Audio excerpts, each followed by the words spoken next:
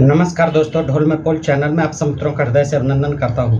दोस्तों, आज हम देखेंगे कि इंद्र जो है बाज बनता है, अग्निदेव जो है कबूतर बनता है और राजा शिव होते हैं। राजा शिव बड़े दानी होते हैं और उनके दान की परीक्षा लेने के लिए पहुंच जाते हैं उनके दरबार में। और देखिए किस तरह से संस्कृत बोलते हैं। राजा बड़ा प्रभावित होता है। राजा को जब हकीकत मालूम पड़ती है कि जो है बाज को कबूतर जो है खाना था, तो कबूतर की रक्षा के लिए वो उनकी शरण में पहुंच गया राजा शिव की में। तो राजा शिव जो है फिर बाज के लिए मांस की व्यवस्था करते हैं, क्योंकि बाज जो है मांसाहारी पक्षी होता है।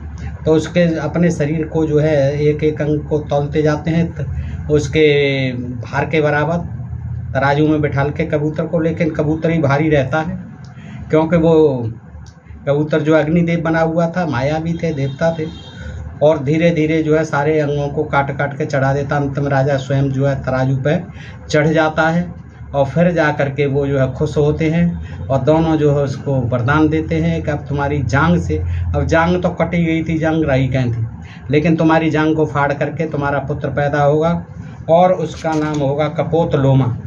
तो दोस्तों, ये देखिए इस तरह की कहानियाँ हैं। पहले आप सुन लें और फिर आप जो है तर्कशील विवेचन करेंगे इसका कि क्या चीज़ें हैं ये, कितनी इनमें गप्प हैं, कितनी इनमें सच्चाई है। दोस्तों आइए देखते हैं। इंद्र और अग्नि द्वारा राजा शिव की परीक्षा।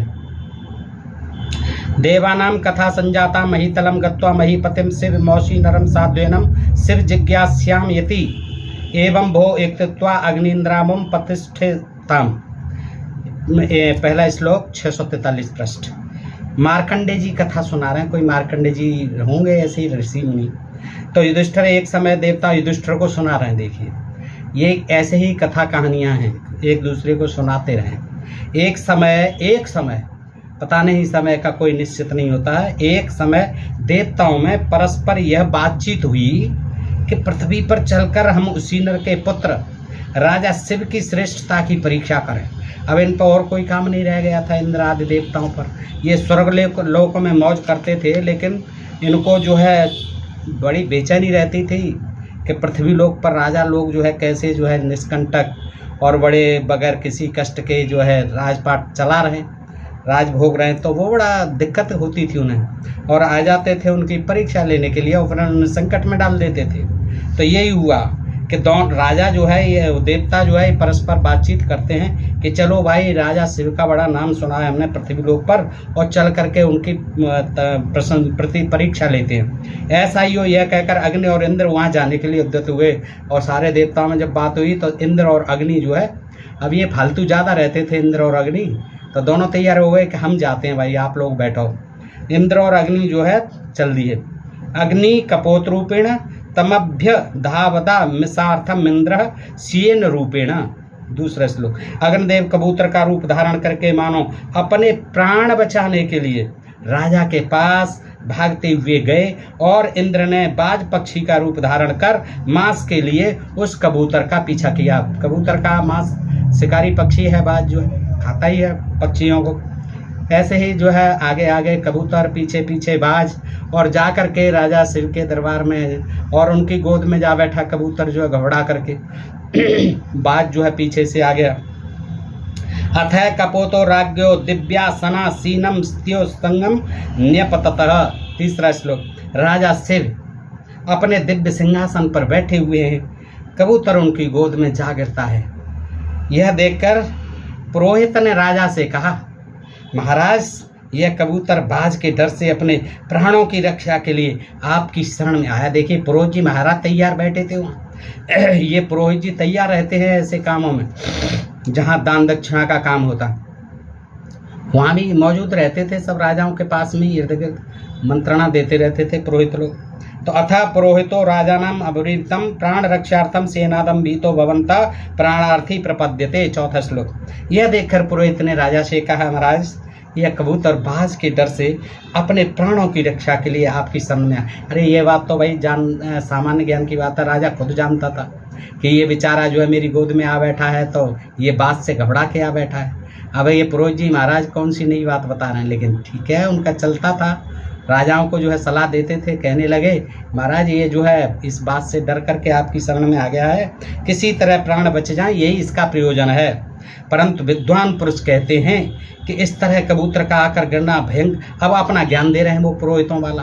आगे कहते हैं वसु ददातम अंतबाना पार्थिवो अस्य निष्कृतिम कुर्याद घोर कपोतस्यम निपात माहु। 5वां श्लोक। परंतु विद्वान पुरुष कहते हैं हे राजन कि इस तरह कबूतर का आकर गिरना भयंकर अनिष्ट का सूचक है। हाँ, ये भयंकर अपशकुन है, अनिष्ट का सूचक है, आपका मंगल हो सकता है, क्योंकि ऐसे अचानक आकर के ये आपकी गोद में आ पड़ा है। अतः देखिए क्या डराते थे राजाओं को, है इतना बड़ा बलशाली और दानी राजा था, उससे पुरोहित महाराज कहते हैं आपकी मृत्यु निकट जान पड़ती है। देखो बिल्कुल भी डरते नहीं थे राजाओं से। क्या कह दिया, ऐसा लगता है ये गोद में आकर के रह रहा है, ये बहुत अमंगल कारक है, अनिष्ट का सूचक है और आपकी महाराज मृत्यु निकट है, अतः आपको इस उत्पात की शांति करनी चाहिए। हाँ, उत्पात की शांति बहुत कराते हैं ये लोग। ऐसे ही जो है बताइए राजाओं को ठगते थे, तो आम जनता का क्या हाल है। आज भी ऐसे ही जो है अमंगल बता दिए, शनि ग्रह बता दिया, मंगल ग्रह बता दिया, राहु केतु बता दिया, डरा दिया, तुम्हारा पुत्र मर जाएगा, तुम्हारा कोई वो मिल जाएगा, पर्चे छप जाते हैं। उस मंदिर में ये देखा, उसने पर्चे छपवाए, उसको लॉटरी निकल आई, करोड़ों रुपए मिल गए, जिसने नहीं छपवाए अवहेलना कर दी उसका पुत्र मर गया। ऐसी बेहूदी बातें आज भी हैं, तब भी थी, और पुरोहित लोग जो है तब भी बताते थे। तो उसको राजा को डरा दिया कि ये जो बड़ा उत्पात है, भयंकर है, आप मरने वाले हैं महाराज, वह इसकी जो है वो करिए। अब राजा लोग जो है बेचारे भोले भाले अशिक्षित तो होते ही थे, कहाँ पढ़े लिखे होते थे, यही मंत्री संतरी राजा पुरोहित यही ज्ञान देते थे उन्हें पुरोहित। तो अथ कपोतो राजनम अवरीतम प्राण रक्षादाम सेनाम भीतो भवंता प्रापर्ति प्रबद्धे। तदनंतर कबूतर ने राजा से कहा। अब देखिए कबूतर भी कहने लगा, पुरोहित जी महाराज शांत हो गए तो कबूतर बोलने लगा। क्या कहने लगा, कबूतर कहने लगा कि अथ कपोतो राजनम अवृतम प्राण रक्षात सेनादम भीतो भवंतम प्रापार्थी प्रपद्ये अंगे रंगानी प्रापार्थी मुनुर्भूतम प्राणस्त्वाम प्रपद्ये। 6वां श्लोक। बाज के डर से प्राण बचाने के लिए प्राणरथी होकर आपकी शरण में आया हूँ। संस्कृत में बोला उसने श्लोक कबूतर ने। मैं वास्तव में कबूतर नहीं ऋषि हूँ। हाँ देखिए ऋषि बन गए। अब ये झूठ बोल रहे हैं अग्निदेव, कहना चाहिए मैं अग्नि देवता हूँ, मैं ऋषि हूँ, मैंने स्वेच्छा से पूर्व शरीर से यह शरीर बदल लिया है। अबे भाई काय को बदल लिया है तुमने, क्यों मजे ले रहे हो राजा से, हैं? मैंने स्वेच्छा से पूर्व शरीर से यह शरीर बदल लिया, यानी मैं ऋषि से कबूतर बन गया हूँ। प्राण रक्षक होने के कारण आप ही मेरे प्राण हैं, मैं आपकी शरण में हूँ, मुझे बचाइए। स्वाध्यायनम कसतम ब्रह्मचारणम मा विद्धि तपसा दमेनाम युक्तमाचारस्य प्रतिकूल भाषणम एवं युक्तम पापम मा विद्धि। 7वां श्लोक। मुझे ब्रह्मचारी समझिए। देखिए क्या ज्ञान दे रहा है कबूतर, मुझे ब्रह्मचारी समझिए। मैंने वेदों का स्वाध्याय करते हुए अपने शरीर को दुर्बल किया है। अब शरीर कहाँ, कबूतर का तो जैसा शरीर होता है वैसा ही था, दुर्बल किया है। वेदों का अध्ययन करते करते दुर्बल हो जाता था शरीर। मैं तपस्वी हूँ और जितेंद्रिय हूँ। तो भाई तू राजा की गोद में काय को आ गया, तपस्वी है जितेंद्रिय है, तो तू राजा बाज से क्यों डर रहा है? बाज तेरा क्या बिगाड़ेगा? मैं तपस्वी और जितेंद्रिय हूँ, आचार्य के प्रतिकूल कभी कोई बात नहीं करता। इस प्रकार मुझे योग युक्त और निष्पाप जानिए। गदामिम वेदानाम विचनोमम छंदा सर्ववेदा अक्षरसो मे अधीता न साधुम दानम श्रोत्रिय संप्रदानम मां प्राद्धा सेनाय न कपोतो अस्मि। 8वां श्लोक।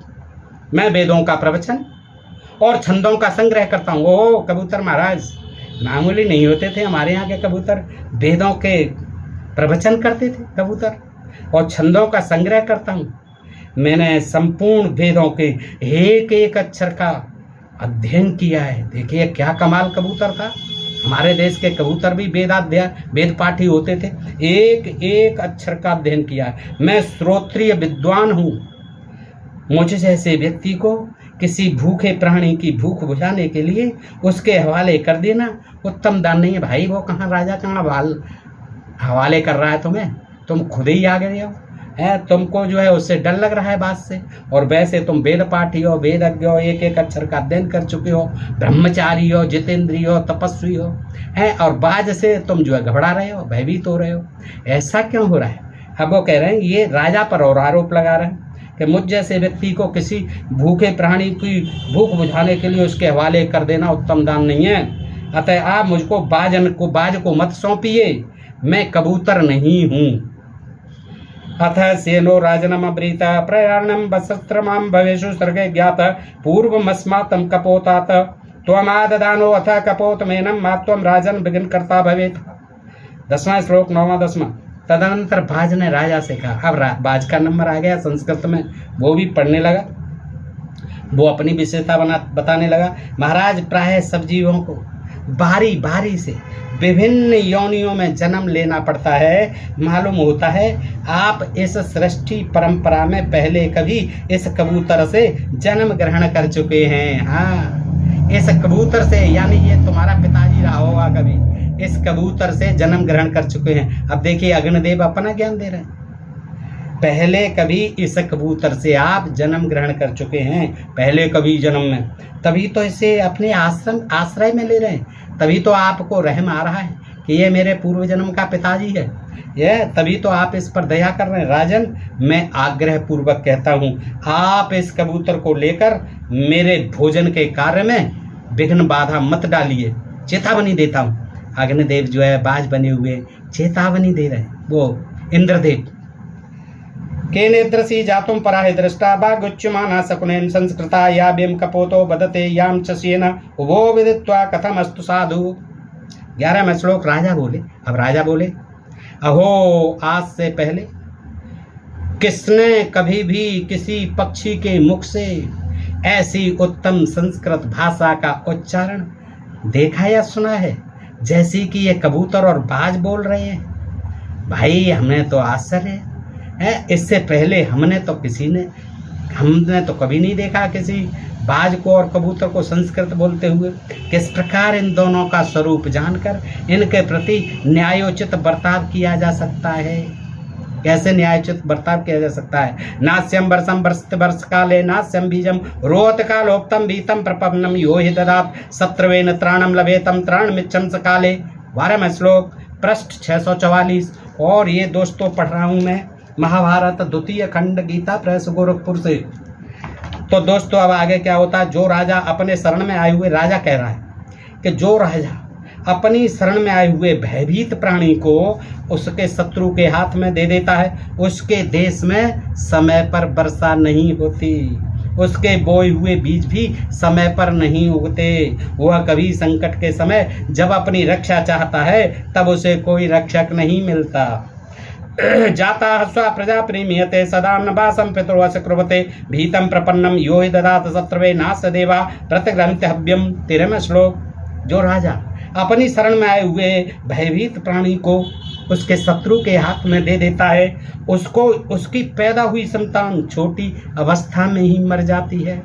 है ये देखिए कैसी बेतुकी बातें लिख दीजिए कि जो राजा अपनी शरण में आए हुए भयभीत प्राणी को उसके शत्रु के हाथ में दे देता है, उसकी पैदा हुई संतान छोटी अवस्था में ही मर जाती है। अब संतान को क्यों मार रहे हो भैया, उसी को ही मार दो, संतान से क्या लेना देना।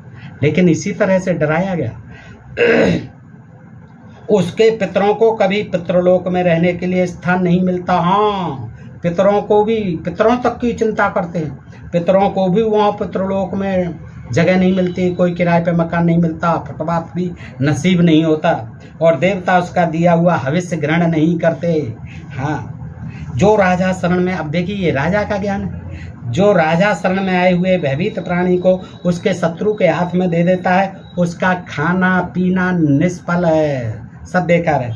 वह अनुदार हृदय का मनुष्य शीघ्र ही स्वर्गलोक से भ्रष्ट हो जाता है, यानी स्वर्गलोक में से भी नीचे टपक जाता है। और इंद्र आदि देवता उसके ऊपर वज्र का प्रहार करते हैं, इंद्र आदि देवता उसे वज्र से मारते हैं। अतः बाज, इस कबूतर के बदले मेरे सेवक ले जाएं, तुम्हारी पुष्टि के लिए भात के साथ ऋषभकंद पका कर दूंगा। अबे यार बाज कौन सा भात खाता है? बेकार का जो है इस श्लोक का अर्थ ही बदल दिया है। उक्षाणम पक्वा सह ओदनेनम अस्मात् कपोतातम प्रतितेनयन्तो इसमें देशे रमसे अतीब सेना तत्र मासम शिवयस्ते बहंतु। मासम शब्द आया है और मास को जो है क्या बता दिया है? ऋषभकंद का गूदा। तो कह रहे हैं नौकरों ले जाओ इन्हें और तुम्हारी पुष्टि के लिए भात के साथ बाज को भात के साथ ऋषभकंद पका कर दूंगा। वनस्पति है वो बाज जो है ऋषभकंद का गूदा खाएगा, पका हुआ भात खाएगा, चावल। तुम जिस स्थान पर प्रसन्नता पूर्वक रह सको वहीं चलकर रहो। ये शिववंशी क्षत्रिय वहीं तुम्हारे लिए भात और ऋषभकंद का गूदा पहुंचा देंगे। आप जाओ महाराज, आपके लिए ऋषभकंद का गूदा और भात पहुंच जाएगा खाने के लिए। तो वो क्या कहता है? सेन कहता है, बास कहता है, नोक्षाणम राजनम प्रार्थी एवं न चान्यम दस्मान मासम अधिकम वा कपोतात और दैवेर दत्तः सो अद्य ममेश भक्षतस्तमे ददस्व शंकुना नाभम भावत। 16वां श्लोक बाज बोला, राजन मैं आपसे ऋषभकंद नहीं मांगता, मुझे नहीं खाना तुम्हारा ऋषभकंद और ना मुझे भात खाना। इस कबूतर से अधिक कोई दूसरा मांस ही चाहिए। इस कबूतर से अधिक कोई दूसरा मांस ही चाहिए, क्योंकि मैं तो मांसाहारी पक्षी हूँ। महाराज इतना भी नहीं जानते आप, मैं दाल भात खाने वाला हूँ। आज दूसरे पक्षियों के बाद में यह कबूतर ही मेरे लिए देवताओं का दिया हुआ भोजन है, अतः यही मेरा आहार होगा, इसे ही मुझे दे दीजिए। राजा ने कहा, बाज उक्षा ऋषभकंद अथवा बेहत नामक औषधियाँ बड़ी पुष्टिकारक होती हैं। हाँ, क्या ज्ञान दे रहे हैं? बात से कह रहे हैं भैया ऐसा करो और बाज महाराज कि तुम ऋषभकंद का गूदा खाओ और बेहत नाम की एक औषधि होती है, बड़ी पुष्टिकारक होती है, बहुत ताकत आ जाएगी आप में खाते ही। मेरे सेवक जानकर उनकी खोज करके लाएंगे आपके लिए और पर्याप्त मात्रा में भात के साथ उन्हें पकाकर तुम्हें खिलाएंगे। भयभीत कपोत के बदले में मेरे पास से मिलने वाला यह उचित मूल्य होगा, इसे ले लो, किंतु इस कबूतर को न मारो। मैं अपने प्राण दे दूंगा किंतु इस कबूतर को नहीं दूंगा। बाज क्या तुम नहीं जानते यह कितना सुंदर, स्वयं कैसा भोला भाला है? सौम्य, अब तुम यहाँ व्यर्थ कष्ट न उठाओ, मैं इस कबूतर को किसी तरह तुम्हारे हाथों में देने वाला नहीं। बाज जिस कर्म से सिद्धेश के लोग प्रसन्न होकर मुझे साधुवाद देते हुए मेरी भूर भूर प्रशंसा करें और जिससे मेरे द्वारा तुम्हारा भी प्रिय कार्य बन जाए वह बताओ। ऐसी बात करो तुम्हारा भी काम बन जाए और मेरा भी अपयश नहीं हो। जनता मुझे कितना प्रशंसा करती है, कितना चाहती है, तो मुझसे ऐसा काम मत करवाओ, है तो ऐसा कोई रास्ता निकालो, उसी के लिए मुझे आज्ञा दो, मैं वही करूँगा। तो बाज बोला, राजन अपनी दाई जांग से, देखो क्या है, बाज बोला, इंद्र जो है बाज बना हुआ कहता है, राजन अपनी दाई जांग से उतना ही मांस काट कर दो जितना इस कबूतर के बराबर हो सके। हाँ, तौल करके इसके बराबर दो। ऐसा करने से कबूतर की भलीभांत रक्षा हो सकती है, अन्यथा नहीं। इसी से शिवदेश की प्रजा आपकी भूर भूर प्रशंसा करेगी और मेरा भी प्रिय कार्य संपन्न, मुझे भी भोजन मिल जाएगा। तब राजा ने अपनी दाई जांग से मांस काटकर उसे तराजू के एक पलड़े पर रखा, किंतु कबूतर के साथ तौलने पर वही अधिक भारी निकला, कबूतर ही भारी निकला। राजा ने फिर दूसरी बार अपने शरीर का मांस काट कर रखा, तो भी कबूतर का ही पलड़ा भारी रहा। इस प्रकार क्रम से उन्होंने अपने सभी अंगों का मांस काट कर तराजू पर चढ़ाया, तो भी कबूतर ही भारी रहा। अथ राजा स्वयं एवं तुलामारोह न च व्यालीकमासीदं राज्ञम एतदं वृतातं दृष्ट्वा त्रातः इत्युक्त्वा प्रालीयतया सेनो अथ राजा अब्रवीत। 23वां श्लोक। तब राजा स्वयं ही तराजू पर चढ़ गए कि भैया अब क्या करूं, ये तो पता नहीं कौन सा चमत्कारी कबूतर आ गया, ये तो मेरा शरीर ही ले जाएगा पूरा। काट करके थक गए, कबूतर का वजन नहीं हो पा रहा है, तो राजा जो है परेशान होकर स्वयं तराजू पर बैठ गए। ऐसा करते समय उनके मन में कलेश नहीं हुआ, कलेश काय का होगा, अंधविश्वासी थे, पाखंडी थे, राजा भी बातों में आ गए। यह घटना देखकर बाज बोल उठा, और जो अंधविश्वासी पाखंडी होते हैं उनका यही हाल हो जाता है, सब कुछ चौपट। तो बाज बोल उठा, हो गई कबूतर की प्राण रक्षा। जब उस पर बैठ गए तो बाज को दया आ गई, बोले ठीक है महाराज, हो गई कबूतर की, अब रक्षा कर दी आपने, अब मैं चलता हूँ। और इतना कह करके वह वहीं अंतर ध्यान हो गया, बाज जो है अंतर ध्यान हो गया। अब राजा शिवी कबूतर से बोले, कबूतर रह गया। कपोतम विद्वा शिवयस्तुताम कपोता प्रक्षामी ते सकुले को नशेन नानीश्वरमीदृशम जातु कुर्या देतम प्रसन्नम भगवन में विचक्षुः। 24वां श्लोक पृष्ठ 645। कपोत, ये शिवलोग जो तुम्हें कबूतर ही समझते थे।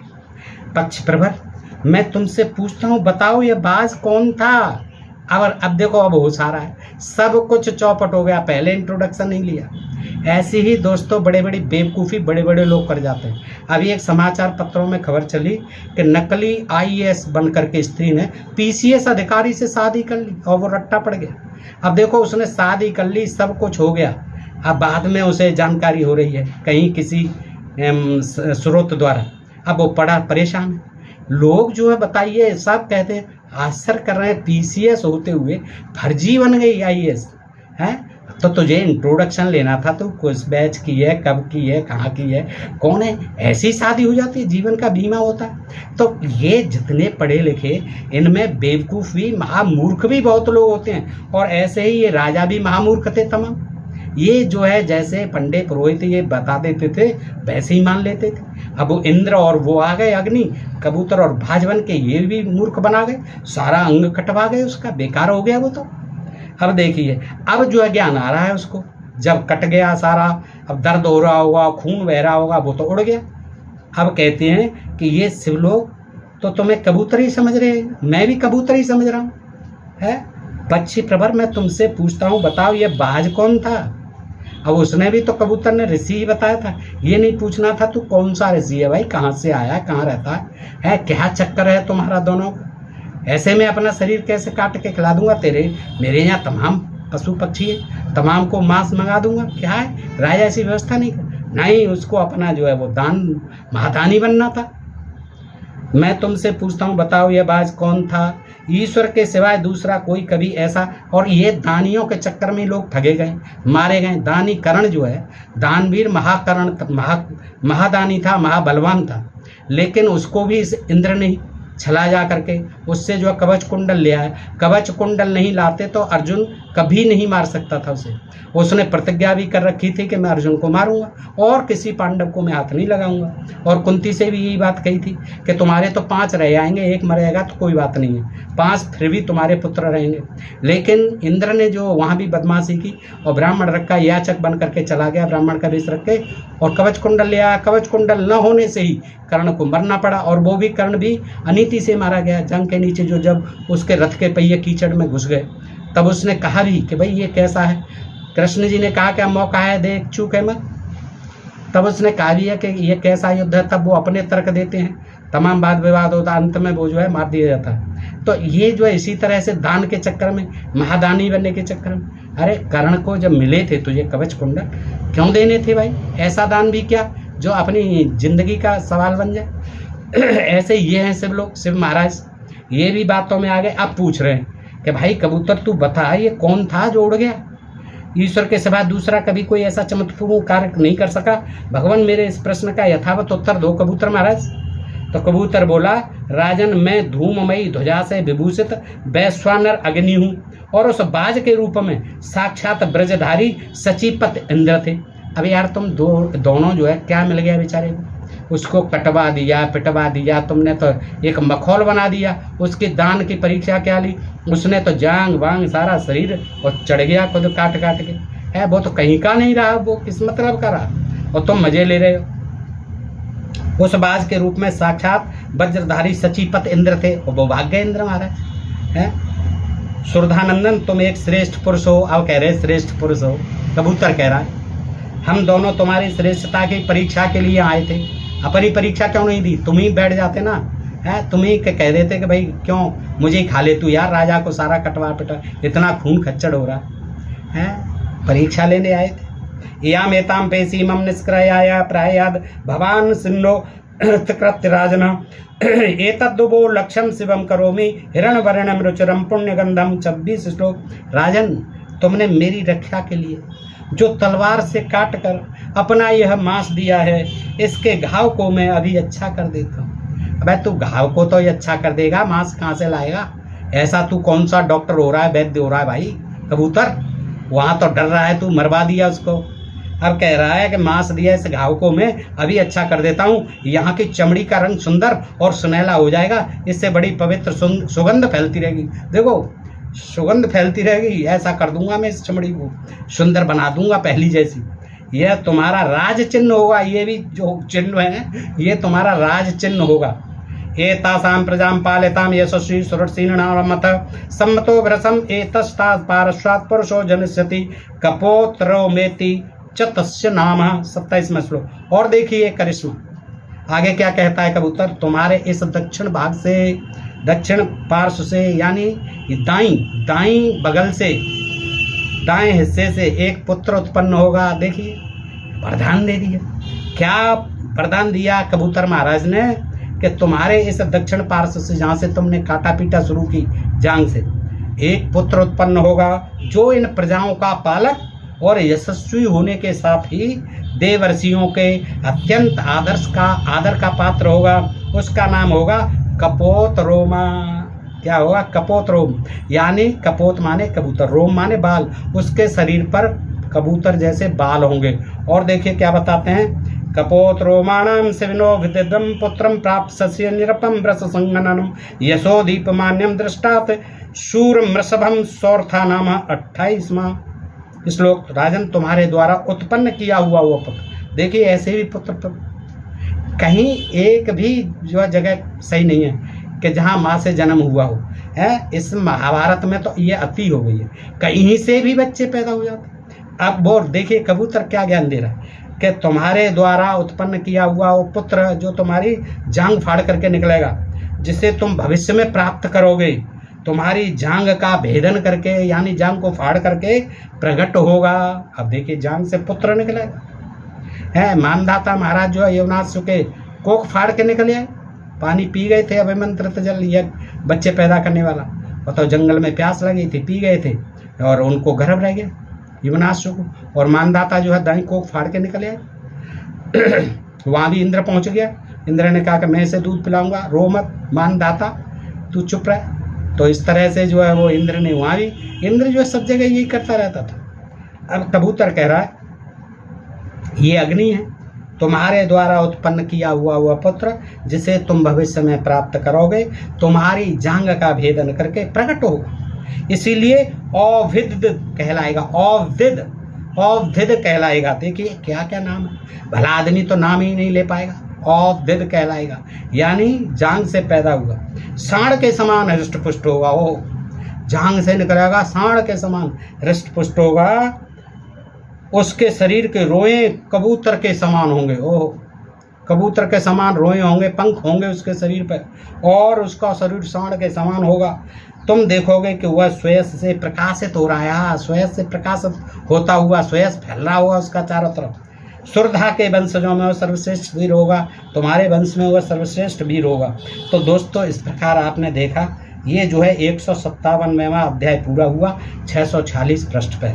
दोस्तों ये जो है महाभारत द्वितीय खंड गीता प्रेस गोरखपुर, ये दोस्तों मनोरंजन की कहानियाँ हैं, दिलचस्प कहानियाँ हैं, लेकिन इनमें जो ज्ञान विज्ञान भरा हुआ है उसको पढ़ करके बड़ा ताज्जुब होता है। ऐसा लगता है हमें कि इनका कोई सिर पैर नहीं है और बेतुकी कहानियाँ हैं। ये बच्चों के मनोरंजन के लिए बहुत अच्छी हैं दोस्तों, इसलिए बच्चों को खूब सुननी चाहिए। और आपने देखा कि किस तरह से राजाओं को डराया जाता था पंडित पुरोहितों के द्वारा, और किस तरह से उनको अमंगल सूचक और अपशकुन के नाम पर, राहु केतु के नाम पर, शनि ग्रह दशा इनके नाम पर कितना बेवकूफ़ बनाया जाता है। दुश्मनों से भी डराया जाता था कि तुम्हारे ऊपर आक्रमण करने वाला है और तुम मर जाओगे, उसमें तुम्हारी सेना मारी जाएगी, और यज्ञ करो, ये करो, वो करो, तमाम जो है दान दो।